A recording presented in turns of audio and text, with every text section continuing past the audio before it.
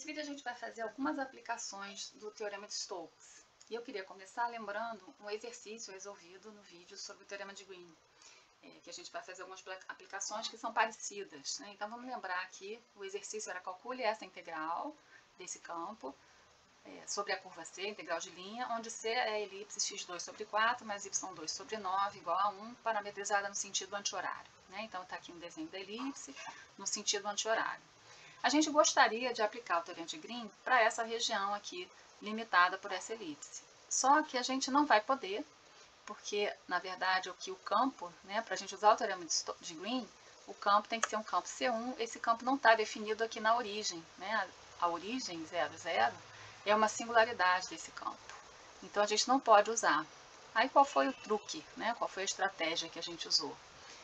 A gente colocou um discozinho aqui em volta da origem, a gente isolou, né, que a gente fala que a gente isolou a singularidade, um disco de raio 1, e aí aqui, nessa região, entre as duas curvas, a gente pode usar o Teorema de Green, porque nessa região aqui, então essa aqui é a minha região D, entre as duas curvas. Para eu usar o Teorema de Green nessa região, a minha curva tem que estar orientada nesse sentido aqui, né? A minha circunferência, essa aqui é uma circunferência de raio 1, tem que estar orientada no sentido horário, para poder a região ficar do lado esquerdo. E o Teorema de Green vai dizer que a integral sobre D, se eu chamar esse campo aqui, né, de PQ, né, aqui está o P, aqui está o Q, isso é a derivada de Q em relação a x, menos a derivada de P em relação a y, dx dy, é igual à integral de linha sobre a fronteira de D do campo f dr. Né? Aqui é a integral de linha de campo vetorial. Só que a gente fez a conta, né? Isso aqui dava 0, e a fronteira de D aqui, na verdade, é formada por essa curva, que eu vou chamar aqui de C0, e a curva original, né? Deixa eu trocar a cor, que é C. C0 aqui no sentido horário, C no sentido anti-horário. E aí a gente fez a conta, isso aqui dá 0, na verdade a gente ficava que a integral sobre C de f dr era igual à integral sobre C0, aqui no sentido horário. Eu vou sugerir que você volte lá, se você tiver dúvida, e isso aqui é 2π. Na verdade, a gente vai fazer uma coisa bem parecida, né, inspirada nesse exercício, para o Teorema de Stokes. Né? Então, se você não se lembra muito bem, volta lá, dá uma olhadinha, mas a gente vai repetir aqui o argumento numa situação bem parecida, mas agora usando o Teorema de Stokes. Quer dizer, aqui também o Teorema de Green a gente já viu que ele é um caso particular do Teorema de Stokes, né, para curvas no plano, mas a gente vai pensar aqui numa curva no espaço. Então, a gente vai fazer agora com esse exercício que é muito parecido, né? Mas usando o Teorema de Stokes. A gente já viu que o Teorema de Green é um caso particular do Teorema de Stokes para curva no plano. Agora a gente vai fazer em R3, mas na verdade para a gente treinar vamos fazer um exercício bem parecido com aquele anterior ali. Então calcule a integral do campo F sobre a curva C, onde F é esse campo aqui, né? Nas primeiras coordenadas está a mesma coisa que o campo do exercício anterior, a coordenada Z é um campo em R3, e C é a interseção da superfície, deixa eu botar aqui, dessa superfície com plano Z igual a 1, orientada no sentido anti-horário quando visto de cima. Então essa curva aqui, eu vou colocar aqui um R3, né? Essa superfície Z igual a x2 sobre 4 mais y2 sobre 9 é um paraboloide elíptico.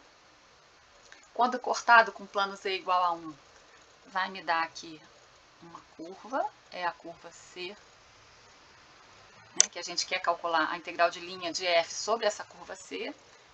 Na verdade, quando a gente pega aqui a interseção com z igual a 1, vamos estar com a mesma elipse do exercício anterior. Eu peguei de propósito para a gente treinar agora aqui com o Teorema de Stokes, mas com um exercício muito similar ao que a gente já tinha feito. Então aqui x, y, z, essa é a minha curva. Eu queria usar o Teorema de Stokes. Essa curva C aqui, ela tanto é a fronteira desse pedaço do paraboloide, quanto ela também a fronteira desse pedaço de plano.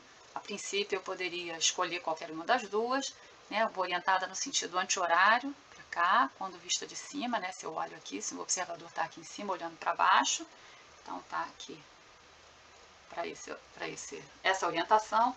Só que eu não posso usar nem sobre essa superfície, nem sobre essa daqui, porque, de novo, o campo, né? Aqui não é mais na origem, mas x2 mais y2 não pode ser zero, então qualquer ponto do tipo 0, 0, qualquer coisa que eu coloque aqui, ou seja, todos os pontos em cima do eixo z, né, lá para baixo também, 0, 0, 1, 0, 0, menos 2, 0, 0, 13, qualquer valor que eu coloco aqui, o x2 mais y2 vai dar zero, então nenhuma superfície que passa, né, que corta o eixo z, pode ser usada para a gente usar o teorema de Stokes. Mas a gente pode fazer um truque parecido com o que a gente fez com o teorema de Green. A gente isola o eixo z, então eu vou lembrar aqui, vou fazer aqui um recorte desse plano z igual a 1 aqui em cima, né? Aqui é a altura 1, então tem um plano aqui, né? Que intercepta o paraboloide nessa curva C. Eu vou olhar aqui um recorte desse plano e a gente vai fazer a mesma coisa, a gente vai isolar, deixa eu colocar a cor aqui, a gente vai isolar aqui, e eu vou usar o teorema de Stokes para essa região aqui, ou seja, para essa região aqui. De novo aqui eu tenho que orientar a minha curva, vou chamar essa curva de C0, e essa de fora de C, né, que é a que está dada no... eu tenho que orientar aqui para a região ficar do lado esquerdo, eu tenho que orientar no sentido horário, se eu olhar de cima, né, no observador estiver ali, lá em cima no eixo Z, aqui que é o teorema de Stokes, né, deixa eu colocar aqui, o teorema de Stokes vai me dizer o quê?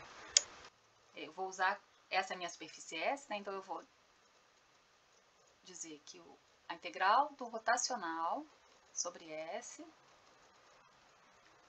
é igual à integral sobre o bordo, a integral de linha do F sobre o bordo de S de dr. Quem é o bordo de S?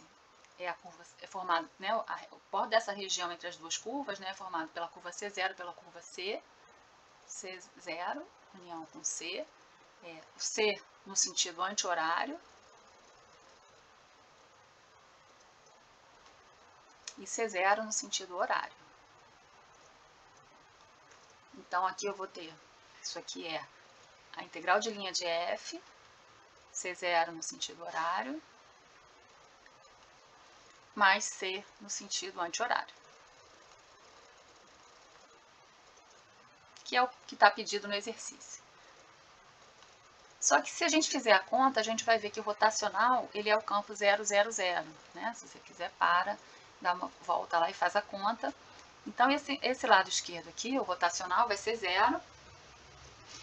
Então, o que eu tenho? Que eu tenho a integral de C, no sentido anti-horário, que é o que eu quero, é menos a integral de F sobre C0, no sentido horário.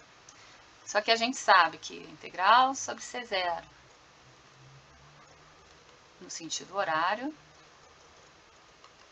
é menos a integral sobre C0 no sentido anti-horário, no mesmo campo, né?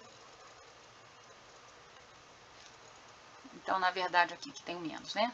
Então, aqui eu vou chegar à conclusão que aqui falta um D, né? Que que é o que a gente quer, a integral de linha sobre C, é a integral sobre C0 no sentido anti-horário desse campo, né? Estou repetindo o campo aqui.